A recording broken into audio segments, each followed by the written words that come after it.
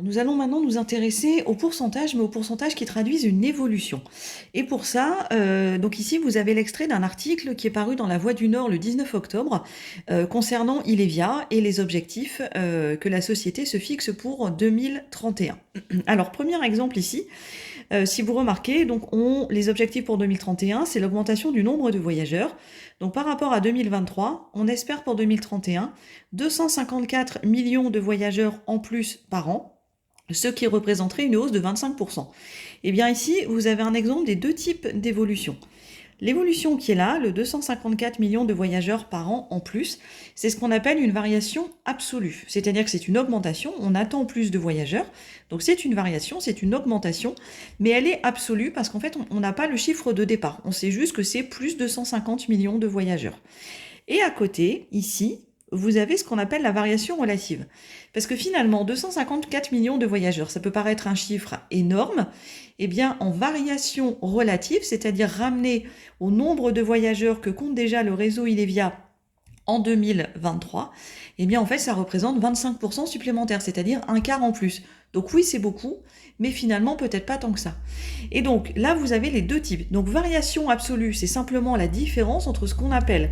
Alors si vous avez par exemple ici une valeur de départ, et vous avez une valeur d'arrivée. Alors on va les appeler V1,10D comme valeur de départ et V1,10A comme valeur d'arrivée.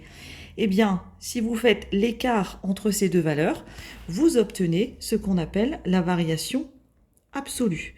Donc c'est simplement l'écart entre la valeur d'arrivée moins la valeur de départ.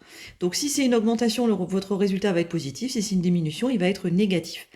Le problème, c'est que la variation absolue, ça me dit pas forcément, je sais pas, par exemple, si vous avez pris un point de moyenne.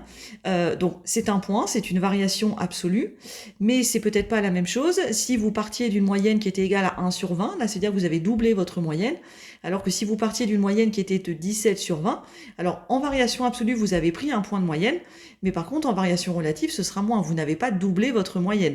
De 17, vous passez à 18, vous n'avez pas doublé. Eh bien, la variation relative, donc c'est la même chose, je passe d'une valeur de départ à une valeur d'arrivée, eh bien, la variation relative, qu'on appelle aussi taux d'évolution, c'est d'ailleurs souvent plutôt ce vocabulaire-là qui va être employé, donc ce qu'on appelle le taux d'évolution, eh bien ici, le taux, c'est la valeur de départ moins la valeur d'arrivée. Donc en fait, ici, on retrouve bien la même formule au numérateur, mais on va diviser par la valeur de départ pour avoir donc la variation relative, le taux d'évolution. Alors, on va faire un premier exemple ici, donc sur le prix du ticket unitaire. Donc, le premier exemple. On me dit que le prix du ticket unitaire en 2025, il est de 1,80 € et l'objectif, c'est que en 2031, il passe à 2,20 €. Donc ici, déjà, bien, on peut vérifier très rapidement que donc le prix du ticket unitaire va augmenter. L'objectif, c'est qu'il augmente. Eh bien, on va d'abord calculer ici ce qu'on appelle la variation absolue. Ben, c'est tout simplement la quantité d'augmentation, si on peut dire ça comme ça. Donc on fait VA moins VD. Donc la valeur d'arrivée, ce sera 2,20 €. La valeur de départ, c'est 1,80 €. Je fais la soustraction, j'obtiens 0,40. Donc ça veut dire que le prix du ticket augmentera de 0,40 € ou de 40 centimes entre 2025 et 2031. Quand vous faites votre phrase, attention, il faut la contextualiser, pas simplement dire la variation absolue est. Donc, on parle de quoi? Du prix du ticket, on précise s'il augmente ou s'il diminue, de combien, et on précise entre les années. Donc voilà pour la variation, ce qu'on appelle absolue.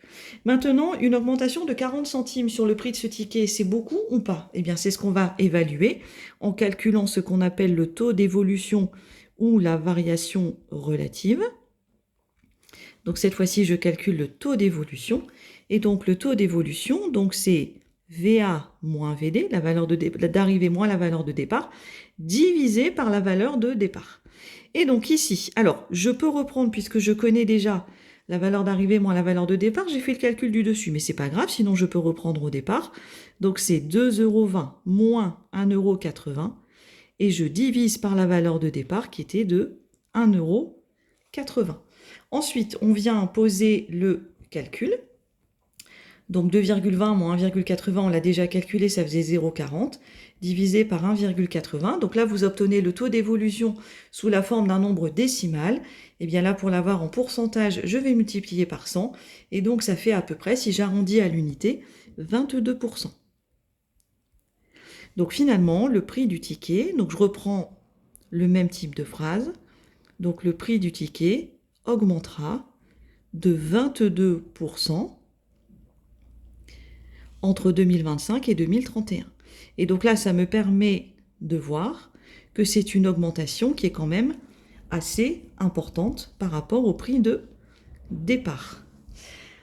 Un autre exemple, si besoin, le nombre de stations Vélil. Donc cette fois-ci, je m'intéresse ici, hop, au troisième élément. Donc le nombre de stations Vélil, il est de 266 en 2025 et l'objectif, c'est qu'il passe à 300 en 2031. Donc, en 2025, il est de 266 stations. L'objectif est qu'en 2031, on passe à 300 stations Vélib. Donc là, c'est pareil. Donc, je reprends les données. Donc ici, à nouveau, on voit que j'ai une augmentation. Je vais d'abord calculer ce qu'on appelle la variation absolue. Donc là, c'est tout simplement la différence. J'aurai combien de stations Vélil en plus? Eh bien, je fais la valeur d'arrivée moins la valeur de départ. Donc, la valeur d'arrivée, c'est 300, moins la valeur de départ, c'est 266. C'est égal à 34. Donc, le nombre de stations Vélil augmentera de 34 stations entre 2025 et 2031. Si maintenant je veux faire le taux d'évolution, parce que 34 stations finalement, est-ce que c'est beaucoup ou pas? Je vais calculer ce qu'on appelle le taux d'évolution ou la variation relative. Et donc le taux d'évolution, c'est VA moins VD sur VD. Donc là, soit VA moins VD, je reprends 34, sinon je repose mon calcul. 300 moins 266 par rapport aux 266 déjà existantes. Quand je pose le calcul, ça fait donc 34 divisé par 266. Là, j'ai le taux d'évolution en décimale. Je bascule en pourcentage fois 100. Ça fait donc à peu près 12,8% si j'arrondis au dixième. Et donc là, on se rend compte que c'est bien une augmentation, mais finalement, 34 stations en plus, c'est pas tant que ça, parce que ça fait simplement 12,8% de stations en plus. Donc, entre 2025 et 2031, il y aura 12,8% de stations en plus.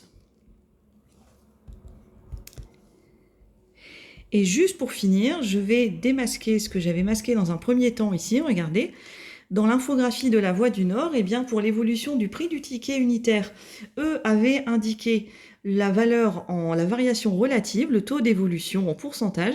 Et par contre, si vous regardez bien, pour le nombre de stations Vélil, ils avaient décidé d'indiquer simplement la variation absolue. Alors pourquoi d'un côté ils mettent la variation relative, de l'autre la variation absolue? Ça, c'est un choix de la personne qui a créé l'infographie. Mais vous retrouvez bien les données que l'on a trouvées.